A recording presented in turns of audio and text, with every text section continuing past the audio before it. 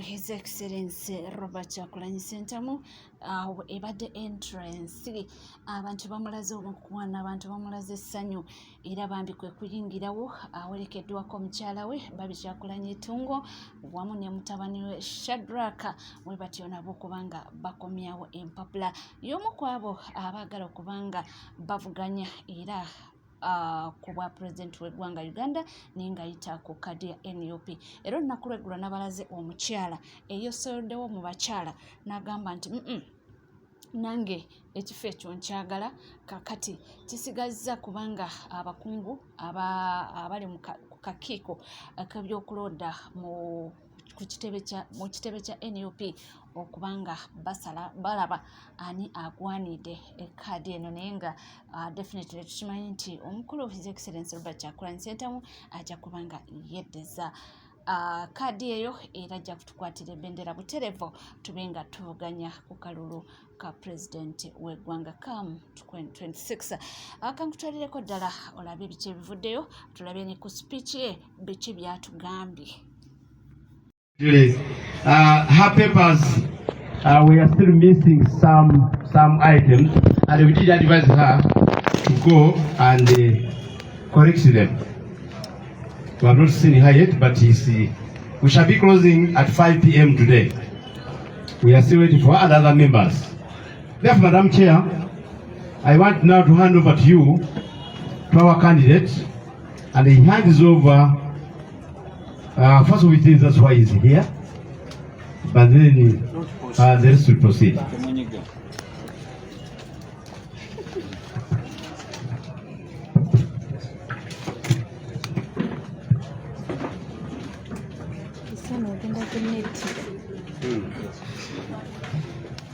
Madam Chairperson, I'm here to respond to the call by the Secretary General for members to express interest in running for office of the President. Madam Chair, I hereby present myself. I am willing and ready to carry the flag of the National Unity Platform as presidential candidate 2022. You have to submit to the chair your papers, sir. So I hold a diploma in music, dance and drama from Makerere University. I also hold a bachelor's degree in law of Cavendish University. Madam Chair, also hold a certificate of leadership in 21st century of Harvard University.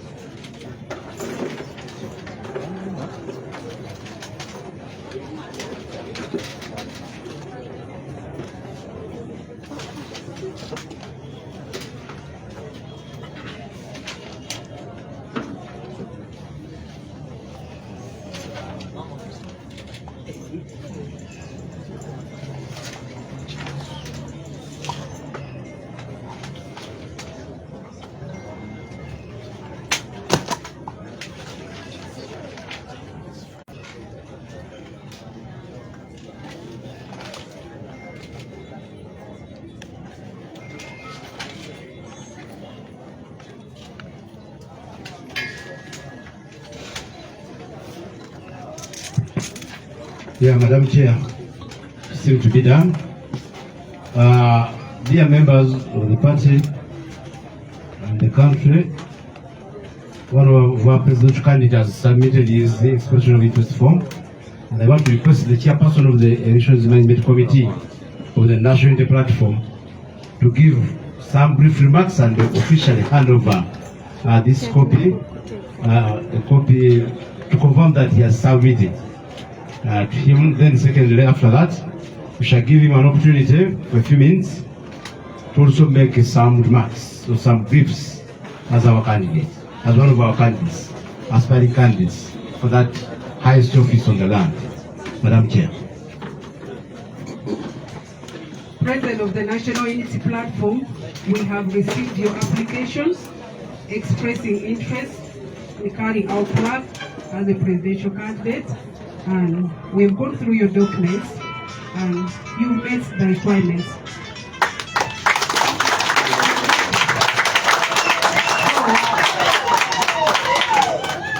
We are going to forward your application later to the relevant organ for further processing. Thank you so much. Allow me officially, since we had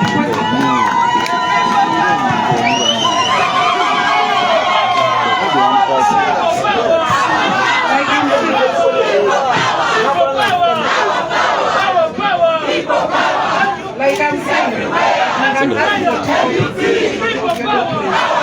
Now I am going to submit that. Can we have some other members, our colleagues in the gallery, please give us some few minutes, and the chair makes some final remarks.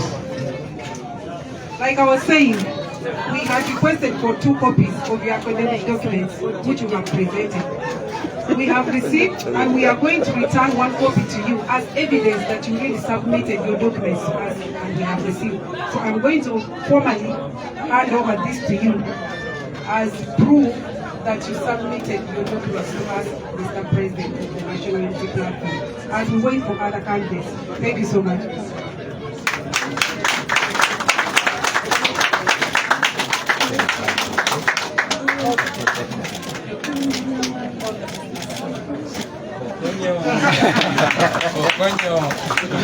People power. Our power. Our power. People power. NUP.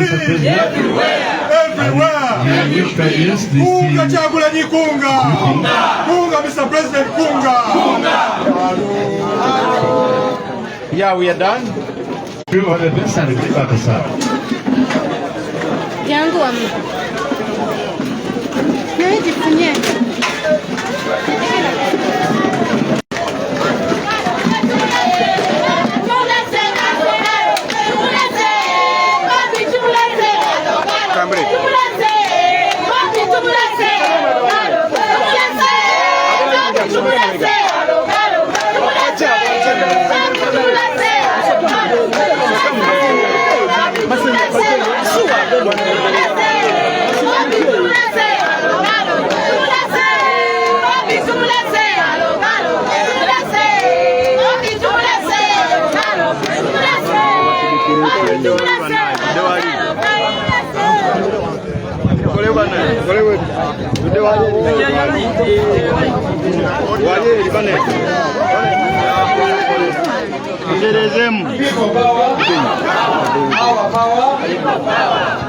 Yeah. So may I request microphone. those who are present now will go up right there, and then the president will donate the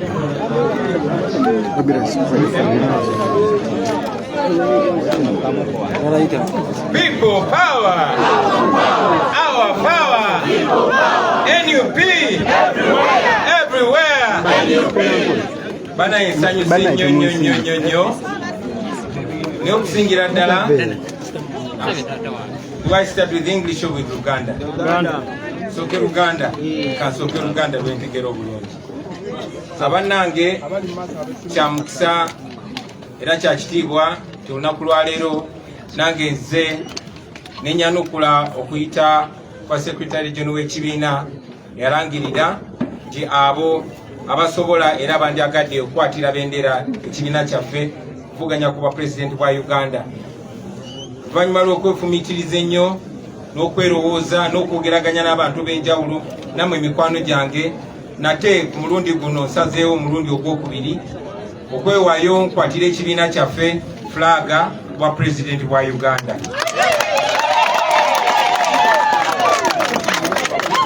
Njagala mmanye baganda bange nti si kinyumu, si kwagala nnyo, si kwagala bitiibwa oba tutumu, naye waliwo olugendo olutanaba kuguka. Olwaleero mwandibadde mondaba ne baganda bange kuba buli we mondaba wonna Edi Mutwe ambeera ku saidi. Oba ebiseera gye bivuddeko nga Edi Mutwe bw'abaawo ku security kubako abantu nga Bamachete. Nina ne mikwano gyange mingi nga Bakibalama eyali neba wange Magere, nga Mwami Damulira eyali muwagizi waffe nnyo okuva ewa Kiseka n'abalala bangi. Tesobodde kubeera nabo olunaku lwa leero. Naye ndi musanyufu nti baganda baffe bakiikiriddwa. Kya kitiibwa nti olunaku lwa leero zize ne maama wa Edi Ssebuufu gwe tumanyi nga Edi Mutwe abeerewo olwaleero. Ndi musanyufu nti olwaleero ndi ne maama wa Machete oba Sekituleko Yasini, kubanga Sekituleko taliiwo, Edi Mutwe ali mukomera ne Machete bali mukomera awatali musango. Nzize ne mukyala wa muganda waffe eyabuzibwawo John Bosco Kibalama, yali neiba wange ng'emyaka ekisoba mu 6 tannalabikako, naye ngera tukyamunoonyera nga tukyamubanja kuba bamutwala tubamanyi. Nzize ne mukyala Damulira, Mwami Damulira bamubuzaawo yali akolera wa Kiseka paka olunaku lwa leero tannaba kulabikako. Of course nzize ne mutabani wange Shadrack Mbogo naye abeerewo ku lw'abaana bange, naye okusingira ddala nze ne mukwano gwange asinga gwe bayita Barbara Kyagulanyi. Okujja n'abantu bano njagadde enju yange ekiikirirwe, naye n'okusingira ddala mikwano gyange bakiikirirwe okutujjukiza ffenna nti waliwo olugendo olutanaba kuguka, waliwo unfinished business. Twawangula ku mulundi guli akalulu kaffe ne bakabba. Bangi baali baagala tubiveeko ne twagana okubivaako kubanga tetugenda kuwanika paka nga tutuuse etwagala okutuuka.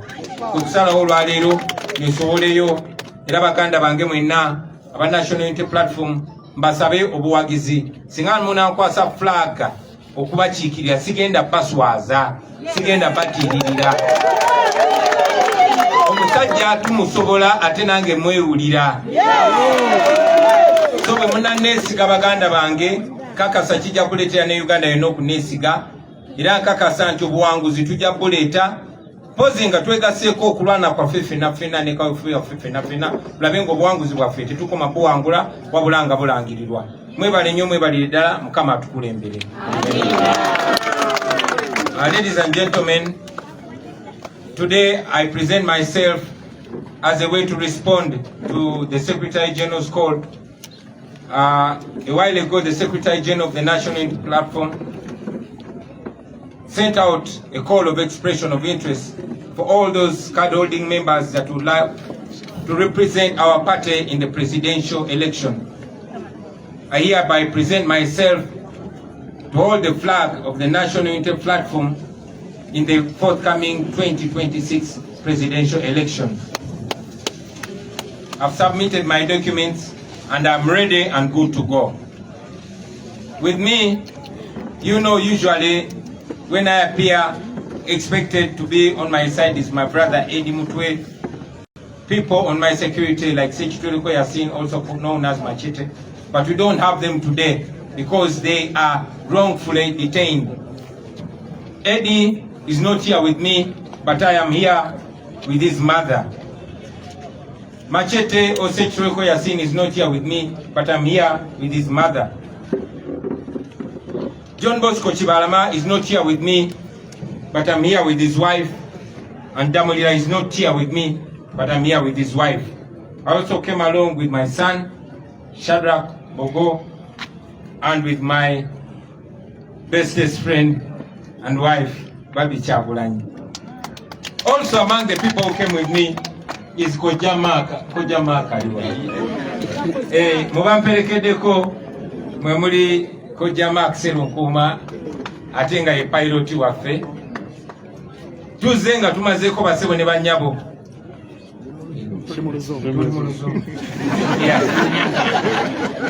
We have come ready and good to go.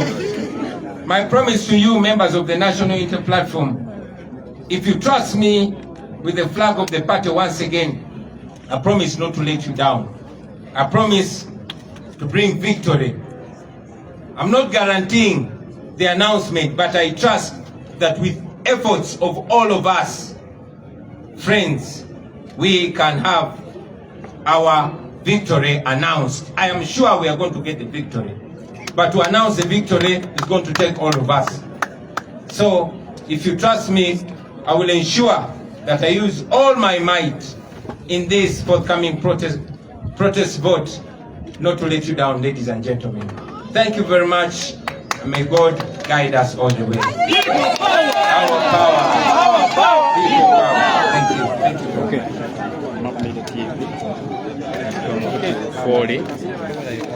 President Kyagulanyi Ssentamu Robert bw'atyo amaze okusaayo empapula ze mubale kubeerako.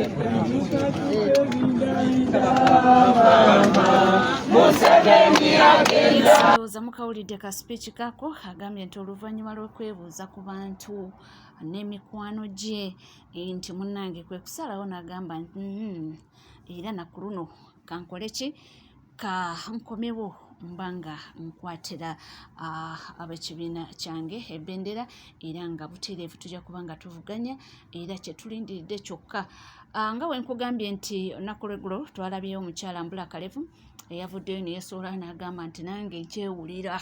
Mu butuufu yagambye nti muli akyewulira naye ekyokubanga ate pulezidenti w'ekibiina kya NUP ate nabagambye nti omuntu osobola okubeera pulezidenti w'ekibiina naye n'oteesimbawo ku bwa pulezidenti. Ebyo tuzze tubirabako gwe n'obeera pulezidenti w'ekibiina naye nga mulala omukibiina omwo agenda okuba nga akwatira ekibiina ebendera okuvuganya ku bwa president. Ate era osobola okubeera president w'ekibiina era n'ogenda mu maaso n'okuba nga ovuganya ku bwa president. So omukyala kiki kyayagala ku ebyo ebibiri? Ayagala kubeera president w'ekibiina kya NUP oba ayagala just card avuganye ku bwa president bwa Uganda ng'ayitira ku kadi ya NUP. Webale kubanga olinaffe, webale kubanga wekumidde ku NCK, tuweerabira kubanga osubscribinga, ringinga that notification bell, sharinga, likinga, ebisigadde butereevu nkomawo nabyo tovaawo.